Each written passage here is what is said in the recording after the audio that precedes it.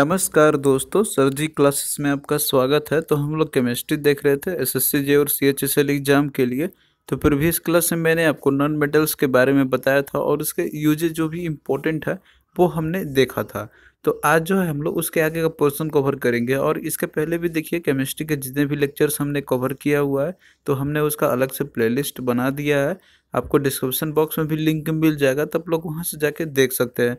और इसके पहले भी हमने बायोलॉजी का, इकोनॉमिक्स का और ज्योग्राफी का जो है पूरा कंप्लीट लेक्चर्स हमने प्रोवाइड कर दिया और साथ में पीडीएफ भी उनका प्रोवाइड कर दिया है। तो आपको डिस्क्रिप्शन बॉक्स में जो है लिंक मिल जाएगा, तब लोग वहाँ से जाके उसको आप लोग बाय कर सकते हैं और लेक्चर्स को देख सकते हैं।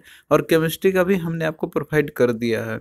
और इसी तरीके से आगे भी जो है आपका जनरल स्टडीज़ के जितने भी और भी जो सब्जेक्ट आपके रिमेनिंग है, जो कि सिलेबस में मेंशन किया गया आपका, तो वो हम जल्द ही उसको फिनिश कर लेंगे, जिससे कि आपका जनरल स्टडीज़ का बहुत ही अच्छे से तैयारी हो जाएगी। यदि आप लोग हमारे वीडियोस को फॉलो करते हैं तो आप लोगों को डेफिनेटली इससे बहुत ज़्यादा हेल्प मिलेगी एग्जाम में। तो चलिए स्टार्ट करते हैं हम लोग आज का लेक्चर। तो आज जो है हम लोग कार्बन और इसके कंपाउंड्स जो भी होते हैं तो वो हम लोग स्टडी करेंगे, क्योंकि ये भी आपका बहुत ही इंपॉर्टेंट टॉपिक है और इससे भी क्वेश्चन आपके आते हैं। तो जैसे कि देखिए पीरियोडिक टेबल की यदि हम बात करते हैं तो कार्बन जो है ये 14th ग्रुप से बिलोंग करता है। और ये जो है सबसे मोस्ट अबंडेंट एलिमेंट की यदि हम बात करते हैं यूनिवर्स में बाई मास के कंपैरिजन में, तो ये जो है फोर्थ मोस्ट अबंडेंट एलिमेंट है आफ्टर हाइड्रोजन, हीलियम और ऑक्सीजन के बाद।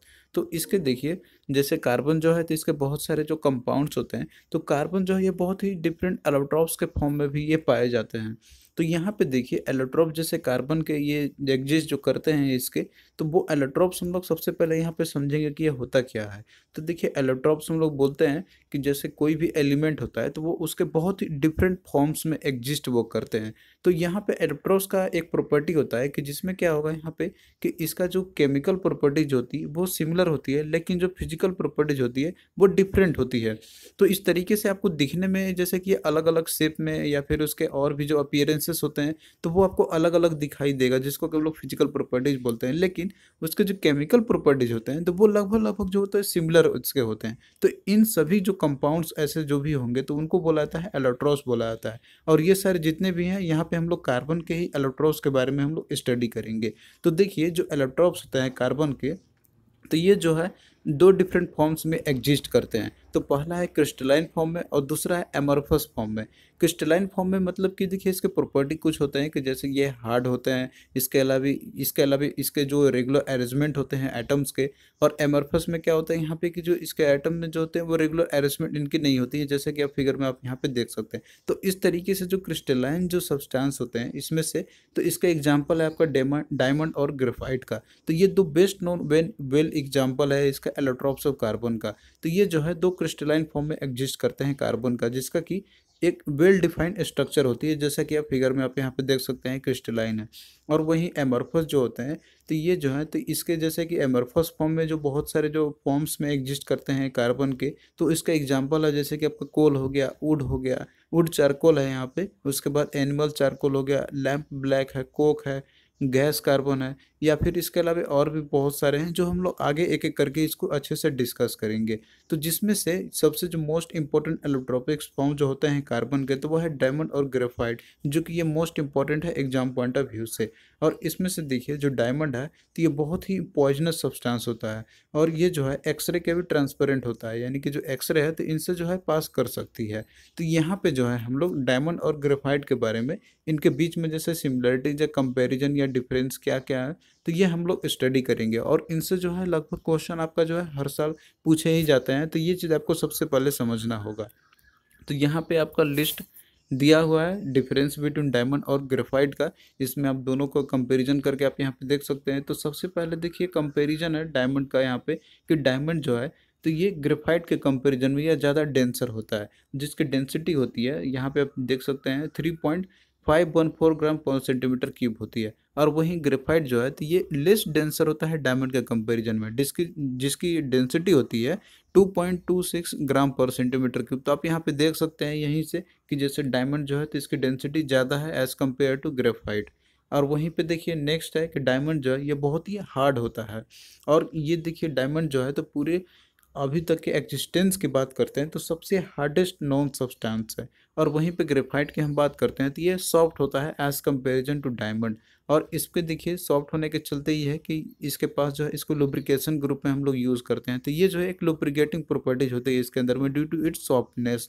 और फिर नेक्स्ट देखिए कंपैरिजन, जो डायमंड होता है तो ये इलेक्ट्रिसिटी का ये बैड कंडक्टर होता है, लेकिन वहीं पे ग्रेफाइट जो है तो ये इलेक्ट्रिसिटी का बहुत ही अच्छा कंडक्टर होता है, यानी कि it is a good conductor of electricity. फिर नेक्स्ट देखिए कि डायमंड जो है तो ये एक्सट्रीमली केमिकली अनरिएक्टिव होता है, यानी कि ये जो है किसी के साथ केमिकल रिएक्शन नहीं करता है, लेकिन वहीं ग्रेफाइट जो है तो ये रिएक्टिव होता है। तो ये दो मेजर कंपैरिजन है इसके बीच में, जो कि आपसे इन्हीं के कंपैरिजन के बेसिस पे जो क्वेश्चन आपसे है बहुत ज़्यादा पूछे जाते हैं। अब आइए हम लोग यहाँ पे यूजेस के बारे में देखते हैं डायमंड का और ग्रेफाइट का। तो यहाँ पे सबसे पहले हम डायमंड का यूजेस के बारे में देखते हैं। तो यहाँ पे देखिए ये आपका ग्रेफाइट नहीं, ये डायमंड आपका होगा, ये प्रिंटिंग मिस्टेक हो गया, आप लोग नोट्स में भी इम्प्रूव कर लेना है इसको।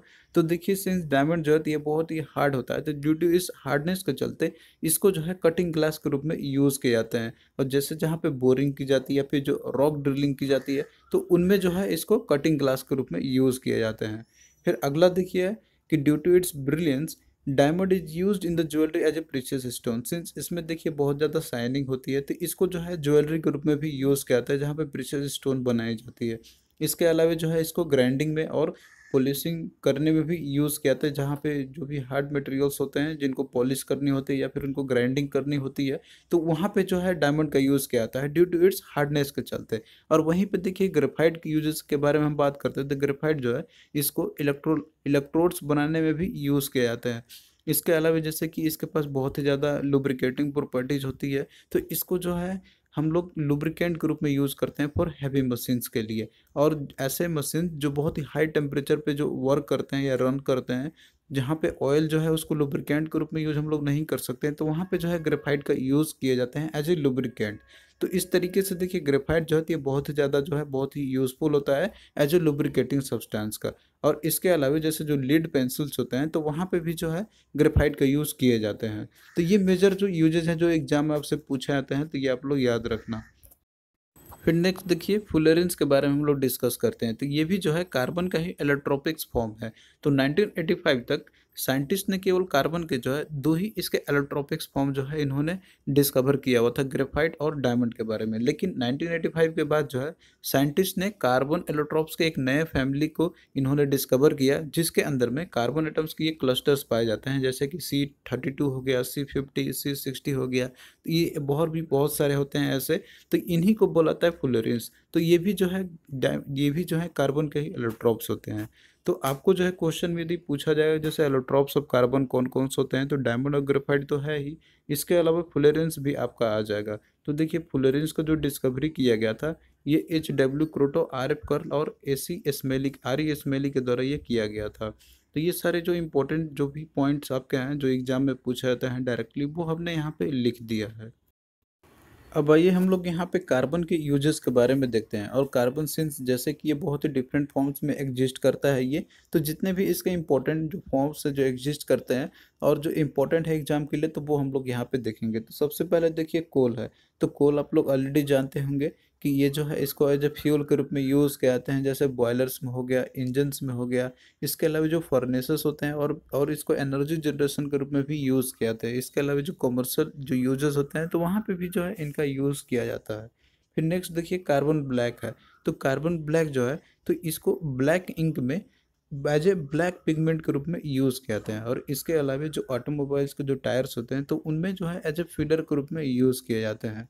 फिर नेक्स्ट देखिए चारकोल है। तो ये एक्टिवेटेड चारकोल की हम बात कर रहे हैं। तो इसको जो है प्योरीफाई करने के लिए और शुगर को डिओड्राइज करने के लिए यूज़ किया जाते हैं, क्योंकि इनका एक प्रॉपर्टी होता है कि ये पोरस होते हैं और तो पोरस होते हैं और इनका जो यूज़ किया जाता है एडजॉर्बेंट के रूप में। और इसके साथ साथ में और भी जो अदर केमिकल्स होते हैं तो वहाँ पे भी जो है इनको यूज़ किए जाते हैं। फिर नेक्स्ट देखिए डायमंड है। तो डायमंड आप जानते हैं कि ये एलोट्रॉप्स होता है कार्बन का। तो इसको जो है जेम स्टोन्स के रूप में भी कट किया जाता है और फिर जो है इनको ज्वेलरी बनाने में भी यूज़ किए जाते हैं और फिर बहुत सारे अदर आर्टिकल्स होते हैं। और देखिए जब ज्वेलरी के रूप में जब इनको बनाए जाते हैं या फिर और भी जो ऑर्नामेंट्स होते हैं उनमें, तो इनको देखिए मेजर किया जाता है कैरेट्स में। तो कैरेट यहाँ पे क्या हो गया, ये एक मेजरमेंट करने की जो यूनिट होती है डायमंड की, तो वो हो गया यहाँ पे। तो एक कैरेट के बराबर होता है यहाँ पे 200 मिलीग्राम होती है। तो ये भी आप लोग याद रखना, इसको ये भी क्वेश्चन आपसे पूछा गया हुआ है एग्जाम में बहुत बार कि 1 कैरेट इज इक्वल टू, तो वो आपका हो जाएगा 200 मिलीग्राम। अब भाई हम लोग यहाँ पे देखते हैं कार्बन के जितने भी इम्पोर्टेंट कंपाउंड्स होते हैं और जो भी इम्पोर्टेंट है तो वो यहाँ पे हम लोग देखेंगे। तो कार्बन देखिए ये बहुत सारे वेराइटीज जो अदर एलिमेंट्स होते हैं तो उनके साथ ये कंबाइन करता है, जिससे कि बाइंडरी कंपाउंड्स के फॉर्मेशन होते हैं, जैसे कि ऑक्साइड्स हो गया, हैलाइड्स हो गया, इसके अलावा कार्बाइड्स हो गया। तो इन सारे जो है कंपाउंड ये फॉर्मेशन करते हैं। तो जैसे आपने सुना होगा नाम कार्बन डाइऑक्साइड हो गया, तो ये क्या है, ऑक्साइड्स के जैसे कि ये क्या है कंपाउंड्स होते हैं इसके। इसके अलावा जैसे आपका हैलाइड्स हो गया आपका, तो कार्बन टेट्राक्लोराइड आपका हो गया, तो ये क्या है उसका हैलाइड फॉर्म है। तो इस तरीके से और भी इसके जैसे कि बहुत सारे यानी कि जो कंपाउंड्स होते हैं, लेकिन जो मेजर जो इंपॉर्टेंट है एग्जाम पॉइंट ऑफ व्यू के लिए, तो वो हम लोग यहाँ पे देखेंगे, जिसमें कि जो ऑक्साइड्स होते हैं कार्बन के जो कंपाउंड इसके होते हैं, तो ये पूछे जाते हैं आपके एग्जाम में।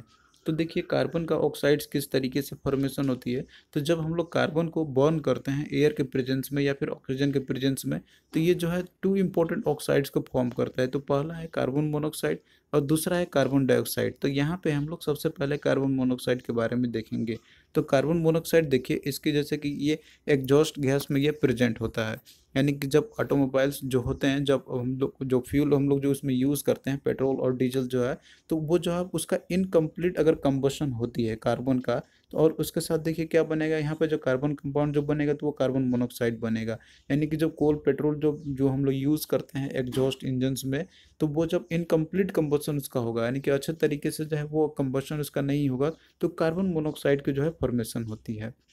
अब इसके अलावा देखिए जैसे और भी इसके मिक्सचर्स होते हैं, जैसे कि मिक्सचर कार्बन मोनोऑक्साइड का और H2 का, तो इनका जो मिक्सचर होता है तो वो बनाता है वाटर गैस, और या फिर इसको हम लोग सिंथेसिस गैस भी बोलते हैं हम लोग। तो ये भी पॉइंट आप लोग याद रखना। इसके अलावा देखिए जो मिक्सचर होता है कार्बन मोनोऑक्साइड का और N2 का, तो उसको बोलते हैं हम लोग प्रोड्यूसर गैस बोलते हैं हम लोग। तो इस तरीके से देखिए जो वाटर गैस हो गया फिर जो प्रोड्यूसर गैस हो गया, तो ये सारे जो हैं ये बहुत ही इंपॉर्टेंट इंडस्ट्रियल फ्यूल्स होते हैं, जो कि हम लोग फ्यूल्स के रूप में यूज़ करते हैं इंडस्ट्री में।